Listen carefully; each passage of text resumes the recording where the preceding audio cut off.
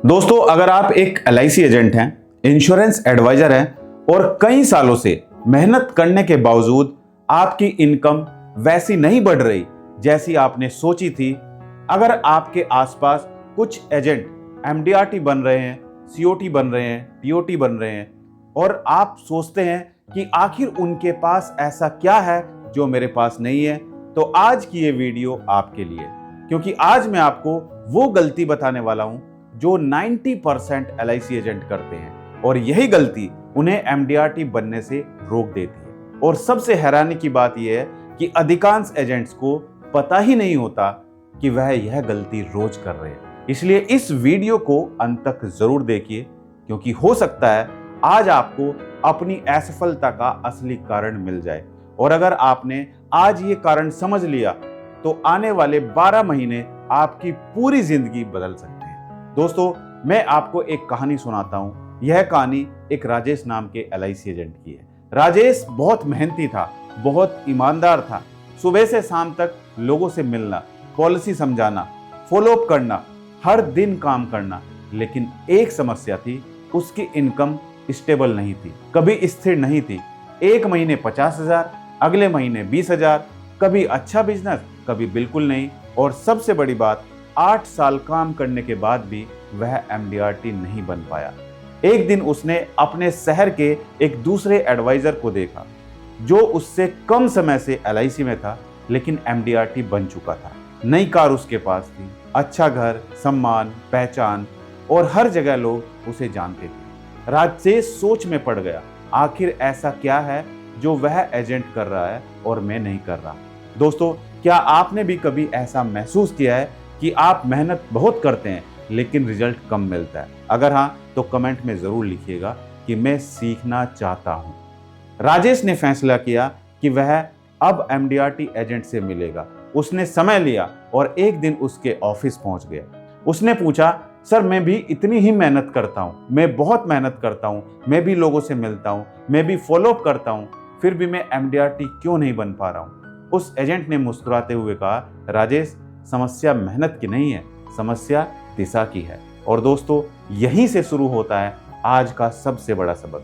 90% LIC agent की सबसे बड़ी गलती क्या है? वह बिजनेस करते हैं, लेकिन बिजनेस को बिजनेस की तरह नहीं करते। सुनने में साधारण बात लग रही होगी, लेकिन यही सच्चाई है। अधिकांश एजेंट सुबह उठते हैं और बिना किसी प्लानिंग के, बिना किसी योजना के निकल पड़ते हैं। आज किससे मिलना है कुछ पता नहीं, कितने लोगों से मिलना है कुछ पता नहीं, कितनी अपॉइंटमेंट चाहिए कुछ पता नहीं, कितना प्रीमियम चाहिए कुछ पता नहीं। बस उम्मीद के भरोसे दिन निकल जाते हैं।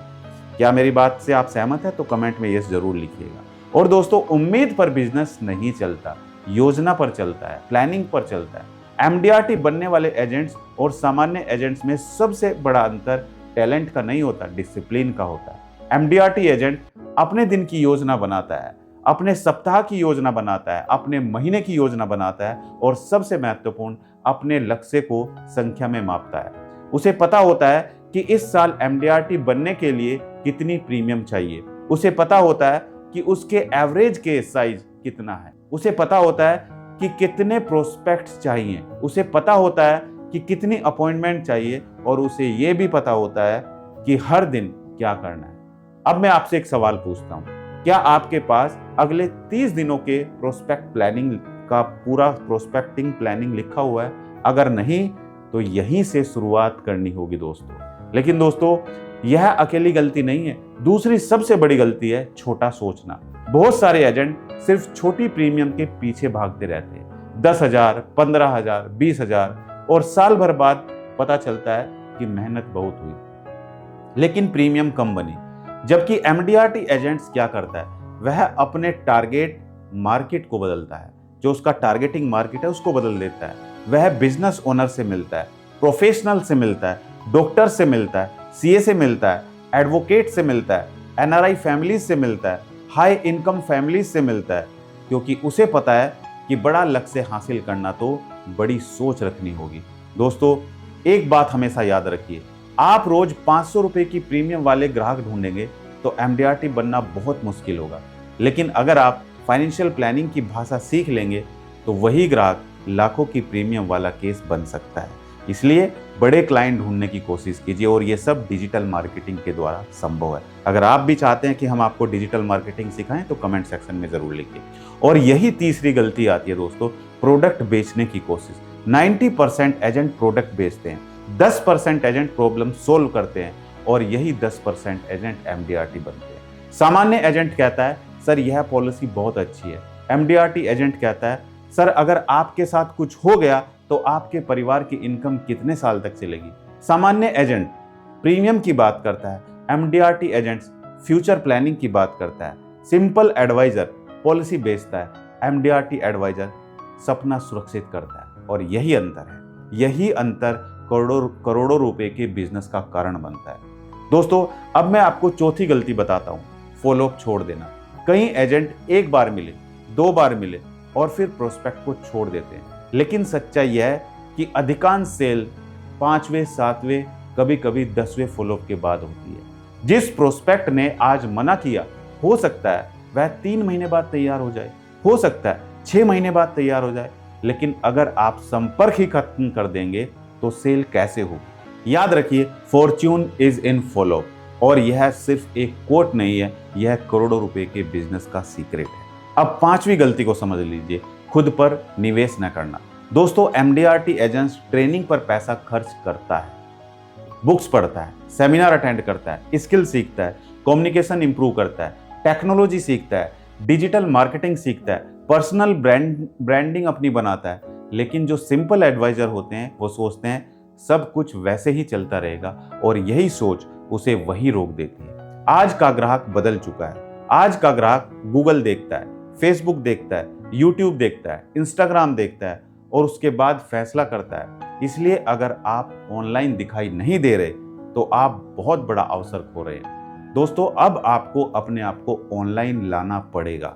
अब कहानी में वापस आते हैं। राजेश ने फैसला किया कि अब वह बदलने वाला है। उसने अपने लक्ष्य लिखे, अपने प्रोस्पेक्ट लिख के डेली एक्टिविटी ट्रैक करनी शुरू की, फाइनेंशियल प्लानिंग सीखनी शुरू की, सोशल मीडिया पर वीडियो डालना शुरू किया और रेगुलर कंसिस्टेंसी के साथ वो वीडियो डालता गया। फॉलोअप सिस्टम उसने बनाया कि सही समय पर क्लाइंट को फोन करना है और धीरे धीरे उसका कॉन्फिडेंस बढ़ने लगा। शुरुआत में रिजल्ट नहीं आए, लेकिन उसने हार नहीं मानी, क्योंकि उसे समझ आ गया था सक्सेस ओवरनाइट नहीं आती, सक्सेस एक रात में नहीं आती, कंसिस्टेंसी से आती है। और फिर वह दिन आया जब उसे एमडीआरटी क्वालिफिकेशन का मैसेज मिला। दोस्तों वह सिर्फ एक अवार्ड नहीं था, वह उसकी वर्षों की मेहनत का परिणाम था, उसकी बदली हुई सोच का परिणाम था, उसके डिसिप्लिन का परिणाम था।